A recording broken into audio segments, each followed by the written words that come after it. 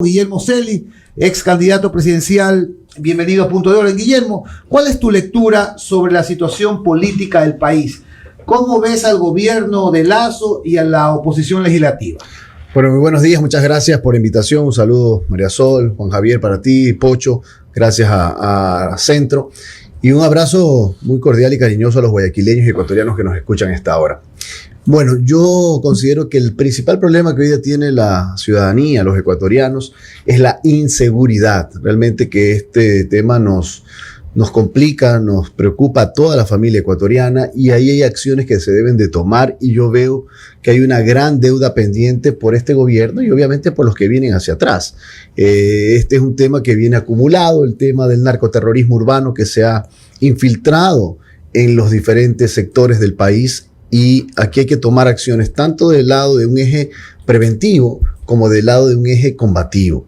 Y en la mano del lado combativo que me quiero referir primero, porque son acciones inmediatas. Yo hace 2 o 3 semanas tuve la invitación del embajador de los Estados Unidos ante la llegada de un guardacosta norteamericano, el Bedford, que está prestando una ayuda y colaboración con la Armada ecuatoriana para vigilar la costa ecuatoriana en contra del crimen organizado y el narcotráfico.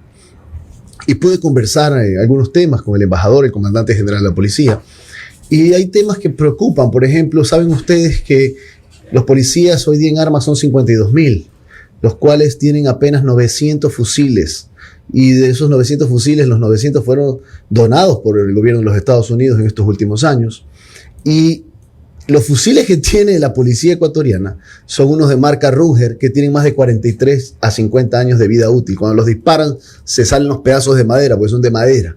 Entonces eso es lo que un poco a mí me preocupa y con profundidad. A ver, todos los candidatos presidenciales en el 21 nos reunimos con el alto mando militar y con la policía. ¿Y qué dijeron ellos? El principal problema que se avecinaba a cualquier presidente de la República a partir del 29 era definitivamente la seguridad. Si el gobierno ecuatoriano viene ahorrándose cerca de 2.200 millones de dólares por los subsidios de los combustibles, me parece una barbaridad y una ilógica que no se hayan comprado armamentos necesarios para nuestra Policía Nacional. Porque tú no puedes ir con pañuelitos a atacar al narcoterrorismo urbano. Tienes que ir con el mismo armamento que tienen ellos. Entonces aquí parece que los derechos humanos solo están del lado de los delincuentes y no de los ecuatorianos y ecuatorianas que salen todos los días a trabajar honestamente, a sacarse el aire para poder parar la olla en sus hogares, y la policía tener el armamento necesario para poder enfrentar a estos delincuentes que lo único que hacen es destruir familias y destruir vidas. Entonces ahí yo veo que hay una asignatura pendiente terrible y se toma decisión inmediata. Gástese 100 millones, 150 millones, pero déle el armamento necesario a la policía. Y no me digan que es que falta leyes. Leyes hay suficientes. Cuando fui legislador, fui quien apoyó, propuso en el Pleno de la Asamblea Nacional la eliminación de la famosa puerta giratoria o carrusel. ¿Qué es la puerta giratoria o carrusel? Que el delincuente delinquía, salía con medida sustitutiva, volvía a delinquir, volvía a pedir medida sustitutiva y volvía a salir de la cárcel. Esa es la famosa puerta giratoria o carrusel. Eso ya quedó eliminado. Por eso tú veías un delincuente fulanito de tal, 20 detenciones. La gente dice, pero 20 detenciones, por Dios, ¿qué está pasando?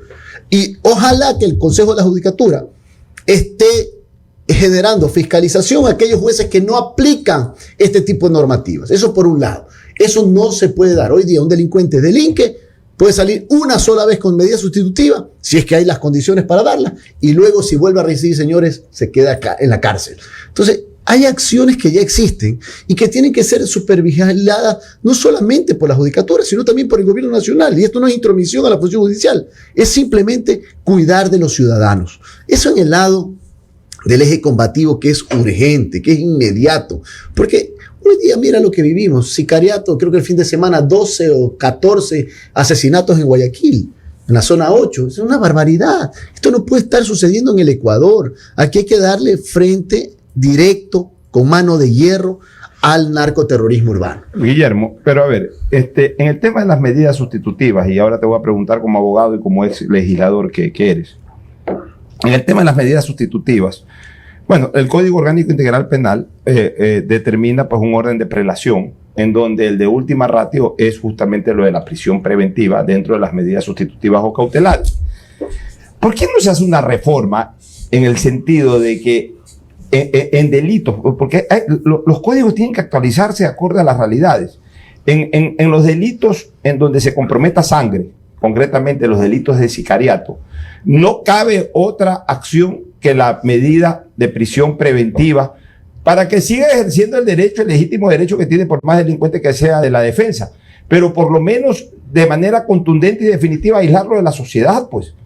O sea, un sicario que es capturado en delito de flagrancia, es decir, persiguiéndolo a partir del delito, se lo captura, incluso hasta se lo captura con las pruebas contundentes, armamento en mano y todo ese tipo de cosas, tiene que ser aislado de la sociedad para que su proceso lo haga aislado de la sociedad. El problema es de que un delincuente de esta naturaleza, en un momento determinado, desde lo procesal, tiene la misma posibilidad de alguien que cometió una infracción de tránsito, poder recibir una medida sustitutiva. Bueno, lo cual ya también depende de el análisis, la transparencia y honestidad del juez que lo juzga.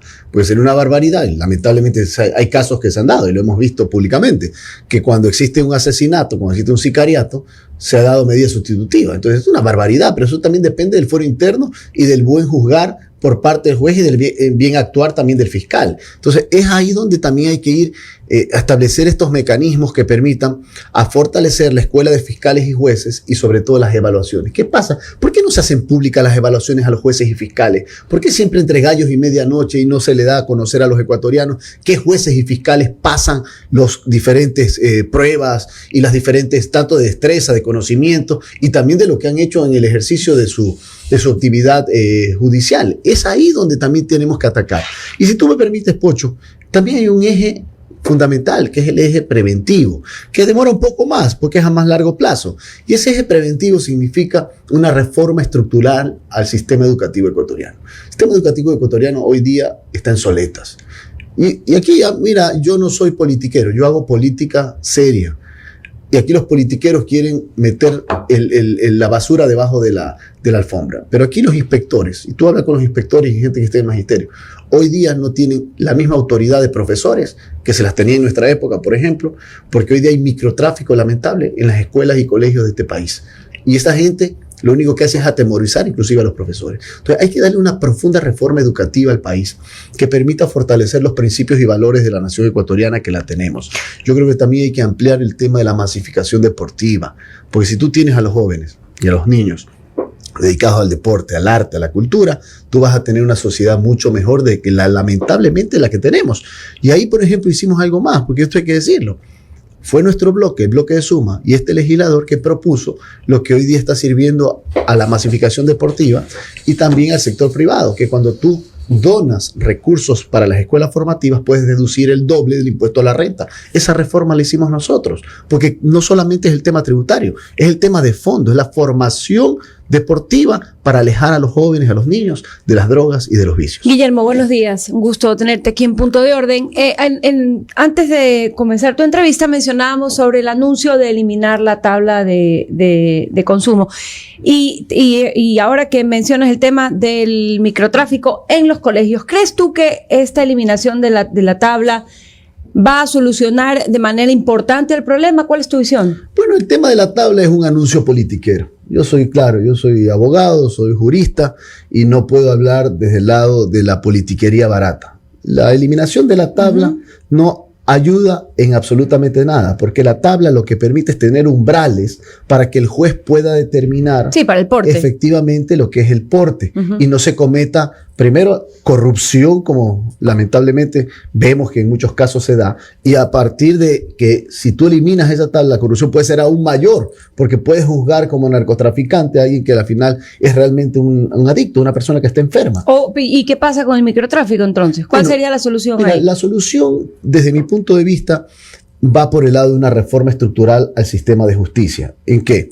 Primero, yo considero que jueces penales y fiscales deben de tener un sueldo diferenciado. Deben de ganar bien, sobre los $10,000. Mira que estoy poniendo ya análisis técnico que hemos realizado. Segundo, que deben también reformarse el Código Integral Penal para las para los delitos que cometan jueces y fiscales, en este caso, porque asimismo, como le das derechos de que tengan un valor definitivo mayor a lo que ganan otros jueces y fiscales, asimismo, si se comete un acto de corrupción por parte de ellos, tengan penas mayores de cualquier otra, 30, 40 años de cárcel a esa corrupción. Entonces, para que vaya de lado a lado. Segundo, yo creo que es importante también tener para este tipo de delitos jueces y fiscales sin rostros, porque es evidente que existe un acoso, existe una intimidación a jueces y fiscales por parte del narcotráfico y de las mafias que están lamentablemente... Pero todas esas reformas que tú mencionas y que digamos que hay muchos lugares en común con respecto de que sí, esas son las vías para mejorar y para fortalecer el sistema judicial.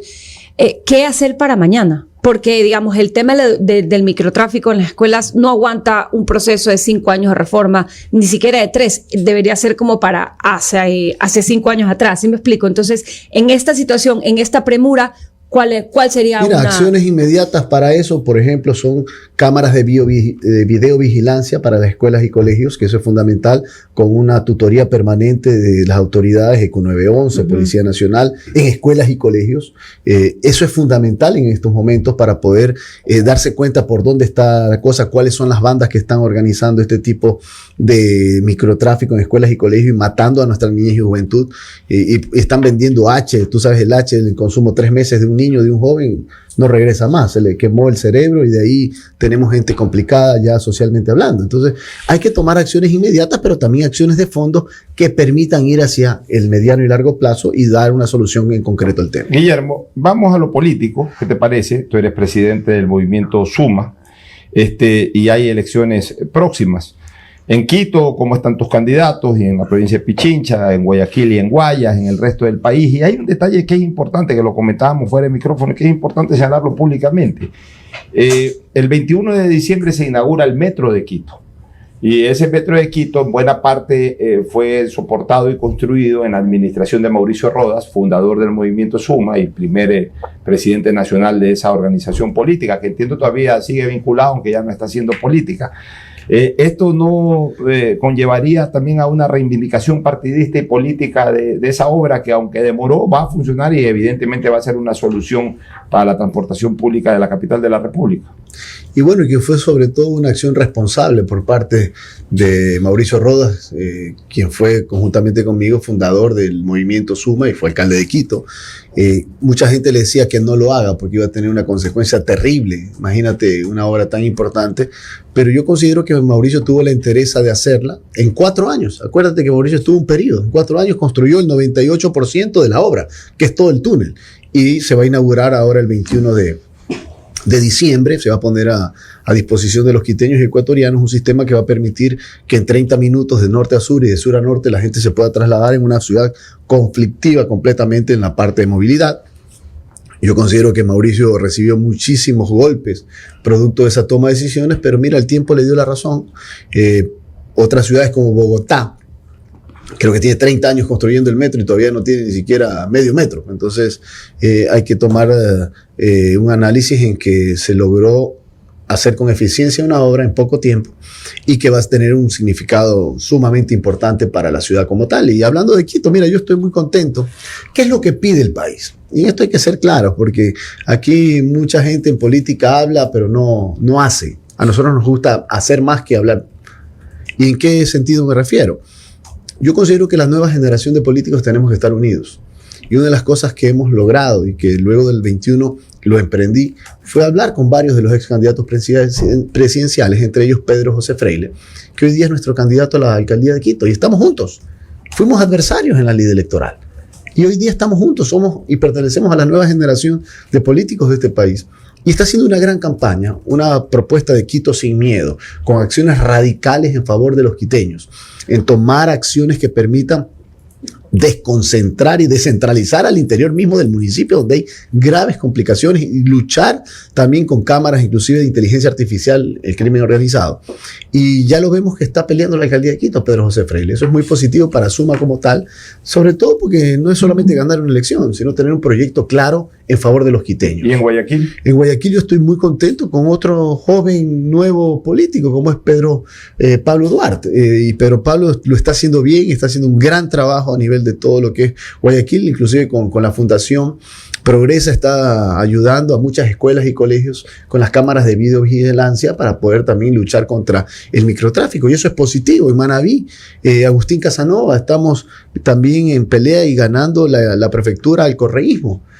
Tú sabes todo lo que significa eso, ¿no? Y estamos haciendo una gran campaña en Manabí como tal. Yo veo que Casanova tiene grandes opciones de lograr. Tenemos un gran proyecto, sobre todo descentralizador. Vamos a pedir, y es una de las propuestas que fue planteado desde el lado de Suma, porque ahí tenemos una alianza con Unidad Primero, con Caminantes, que son los movimientos de Agustín Casanova y de Mariano Zambrano. Vamos a pedir la competencia, la delegación de la competencia de las 4 vías fundamentales de la provincia de Manabí, similar como lo que tiene Guayas, para que se pongan, obviamente, en un mejoramiento radical de vías como son la Portoviejo, Montecristi y Pijapa, la cadena para venir a Guayaquil, la Manta, Portoviejo, San Plácido, Pichincha para llegar a la provincia de Los Ríos, y lo cual puede significar meterle carga al puerto de Manta, que es lo que necesita en este momento, la Manta, Puerto López, todo lo que es la ruta del Sol, la ruta del Espóndilo, el tema turístico, y la que va hacia Puerto Viejo, Rocafuerte, Tosagua, Chone, El Carmen, hacia lo que es la ciudad de Quito, que son importantes acciones para asumir competencias como tienen que ser en los gobiernos locales. Ahora vengo de la gira por la parte sur del país, estuve con Mario Mancino, nuestro candidato a la prefectura de Loja, está también peleando esa prefectura, pero sobre todo con una propuesta interesante. Ruth Caldas, la prefectura de la Suay, ahí está palmo a palmo con Marcelo Cabrera a la prefectura de la Suay. Yo estoy muy contento, créemelo, porque se está haciendo un gran trabajo, y sobre todo con una propuesta clara en favor de los gobiernos locales, que tú sabes tienen una lógica muy peculiar y muy particular de las acciones que se deben tomar, sobre todo en materia de descentralización y autonomía. Tengo una última inquietud, Guillermo. ¿Apoyas la consulta popular? ¿Crees que las cosas puedan mejorar con los cambios que el gobierno propone? Primero, yo considero que el gobierno se demoró demasiado tiempo para la consulta popular. La consulta popular debió haber sido planteada los 90 primeros días de gobierno para que tenga un efecto contundente en favor de los ecuatorianos. Hoy día, lamentablemente, lo que dicen las encuestas, lo que hemos visto, y sobre todo yo soy una persona que estoy en el territorio, y se ha anclado lamentablemente la consulta popular con la popularidad del gobierno, o la aceptación del gobierno, lo cual es muy compleja. El gobierno está con números muy complicados, si ustedes ven, y esto no solamente son números. Yo me vengo recorriendo el país y veo profundos desaguisado que tiene el pueblo ecuatoriano en relación a las expectativas que tenga el gobierno. Yo creo que hay preguntas que son claras, y en esto hay que ser, yo no soy aborregado ni mucho menos, eso para los que han sido aborregados en esos 10 años del correísmo. Nosotros no somos personas que analizamos los temas. Yo creo que hay una pregunta importante: la extradición para los delincuentes que cometan delitos en el Ecuador. Me parece que es una pregunta que hay que apoyarla, y yo la apoyo en lo personal, y como partido lo apoyamos. Eso me parece que es fundamental. Hay otras que me parece que son de relleno. La toma de medidas en materia de seguridad, como presidente tiene que tomar los diferentes estados de excepción, pero no solamente de membrete. Los estados de excepción se los toma con energía y con potencia de mano dura en contra de la delincuencia. Ese es uno de los temas que a mí me preocupa. Pero en este sentido, lamentablemente veo que la consulta está anclada a la popularidad del gobierno, y eso sería un tema que realmente nos va a complicar para los temas que realmente son importantes, como el tema de la extradición, del cual yo creo que es uno de los rescatables, de los cuales hay que apoyarlo, y que en este sentido como partido lo estamos haciendo. Muchísimas gracias a Guillermo Celi por su presencia en estos micrófonos.